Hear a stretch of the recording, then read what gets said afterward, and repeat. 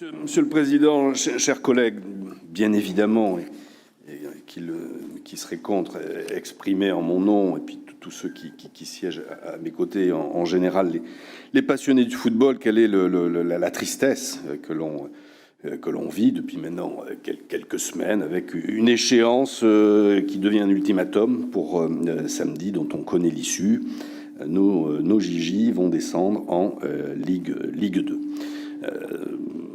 Vous l'avez dit, je crois qu'on ne sera jamais assez avare là-dessus, d'une expression collective, certes de tristesse, mais de soutien à ce qu'est le club, ce que représente le club. Alain Anziani l'a exprimé, il fait partie du patrimoine matériel et immatériel. Le patrimoine matériel, c'est le club en tant qu'entité juridique, et immatériel, qui n'a pas en mémoire. Vous parliez d'Alain Giresse, Pierre Urmic, de cette demi-finale de Coupe d'Europe face à la Juventus, de cette descente en 90 et cette remontée en Ligue 1 avec Alain Afflelou comme président, de cette épopée européenne face au Milan AC, où on remonte 3 buts, comme quoi rien n'est impossible, alors qu'on avait perdu à San Siro une semaine avant avec Christophe Dugarry, Vicente Lizarazu. C'est véritablement ancré dans le cœur et l'âme des Girondins, des Aquitains. Et ce club est aussi fait partie, quand on prend les codes d'amour des différents clubs français auprès des personnes qui suivent le football, les Girondins ont toujours eu une bonne image, une belle cote. Voilà, ça fait partie du monde du football. Donc cette tristesse, elle est collective. Vous avez raison, Monsieur le Président, Monsieur le maire, d'exprimer une inquiétude sur le devenir lui-même du club et les conséquences que ça pourrait avoir sur ce stade. Le stade, je ne veux pas réouvrir un débat que nous avons eu ici. Le stade, il n'a pas été construit à l'époque que pour les Girondins de Bordeaux. Je rappelle que le stade, quand Alain Juppé décide avec son équipe municipale, avec le concours de Bordeaux Métropole, avec le concours de la région, de l'État, de construire un stade, c'est dans l'optique d'avoir un bel équipement qui puisse accueillir des compétitions internationales, des manifestations internationales. Ça a été l'Euro 2016, rappelez-vous, on a été positionné à ce moment-là. Ça a été des matchs internationaux, ça a été rappelé à l'instant par Alain Anziani, des demi-finales de top 14, c'est à terme la Coupe du Monde de rugby. Bref, c'est un équipement qui n'est pas simplement dédié à un club domestique, même si, dans le montage, les Girondins de Bordeaux avaient bien évidemment leur part à prendre. Bon. Donc, le stade, aujourd'hui, il doit, j'allais dire, traverser cet épisode malheureux pour les 10, 15, 20, 30, 40 ans qu'il a devant lui, à minima. Quand on construit un stade, c'est pour 50, 60, 70 ans. Et là aussi, permettre à SBA, alors bien sûr qu'SBA est en difficulté, mais enfin, on ne peut pas d'un côté regretter que les grands groupes, la finance, s'approprient un certain nombre de leviers, et après regretter que les mêmes ne gagnent pas l'argent auquel ils s'attendaient gagner. Donc ça, c'est l'affaire des actionnaires d'SBA, et là-dessus, moi, je ne suis pas d'une grande inquiétude, et je pense que sur la durée, ils relèveront le gant. Sur les conséquences sur le stade. Alors, M. Urmic nous parle de dérive. Je peux reprendre le terme, mais si on devait le reprendre, on ne le reprendrait pas que pour Bordeaux.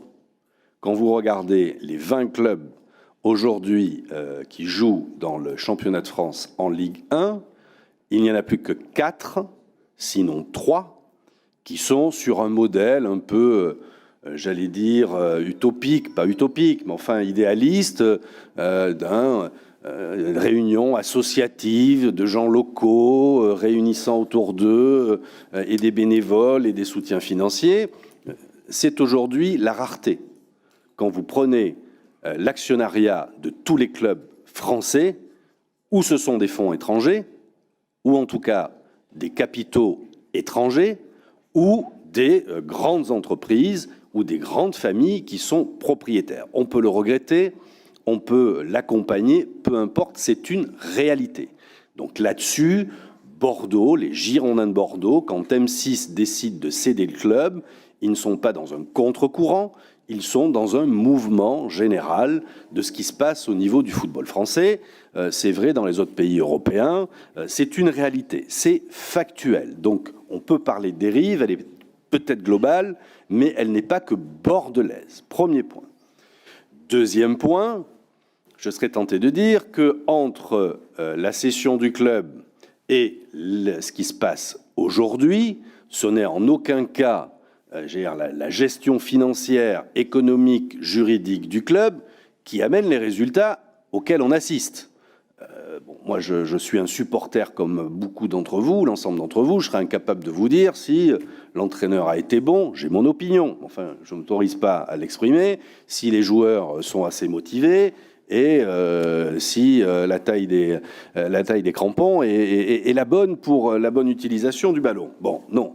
La réalité, c'est qu'un club de football, et quand vous prenez l'histoire là aussi de la Ligue 1, vous avez des grands noms du championnat français qui ont eu cette période de purgatoire. C'est l'OM, c'est l'OL, c'est Nantes, c'est Saint-Étienne, ça va être Bordeaux, qui, dans leur histoire, ne passent pas toute leur vie à un niveau de compétition le plus élevé que l'on ait dans ce pays. Donc ça fait partie de l'aléa, on peut le regretter, mais ce n'est en aucun cas le modèle économique qui est en cause.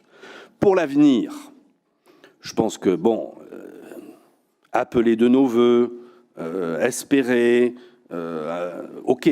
Maintenant, qu'est-ce que l'on est capable, nous, dans cette enceinte, de faire pour aider le club et sa survie financière? Alain Anziani a redit, à juste titre, qu'en juin 2021, dans cette même hémicycle, nous avions tous voté, à part Philippe Poutou, qui était logique d'ailleurs. Nous avons tous voté à l'époque pour ce qui est aujourd'hui une facilité que l'on accorde aux Girondins en termes de paiement de la redevance. Donc cet effort économique, sur les 2 ans, il a été acté. On appelle ça un sursis, on appelle ça un moratoire. Il existe. Qu'est-ce qu'on est capable de faire dans les semaines qui viennent? Il y a urgence pour rehausser ou amender notre position. Est-ce qu'on s'engage dès maintenant dans un tour de table? Est-ce qu'on, dès maintenant, on essaye de trouver des partenaires, recapitaliser le club? C'est une possibilité, mais comment on organise ça? Et moi, Monsieur le Président, ce que l'on vous demande, c'est de pouvoir mettre en place un comité transpartisan, peu importe, avec des gens qui puissent suivre le dossier, vous aider, vous accompagner dans vos démarches et vos relations avec Gérard Lopez. Voilà. Gérard Lopez, vous nous rassurez en nous disant que vous l'avez eu au téléphone hier et qu'il maintient qu'il sera toujours à la tête du club si on lui en donne les possibilités pour l'année prochaine. Maintenant, je ne sais pas quelle a été la teneur exacte de votre conversation, s'il vous a demandé, sollicité sur d'autres aspects, mais nous sommes à votre disposition pour vous accompagner, Monsieur le Président, dans cette entreprise, cette œuvre qui viserait à sauver économiquement les Girondins de Bordeaux.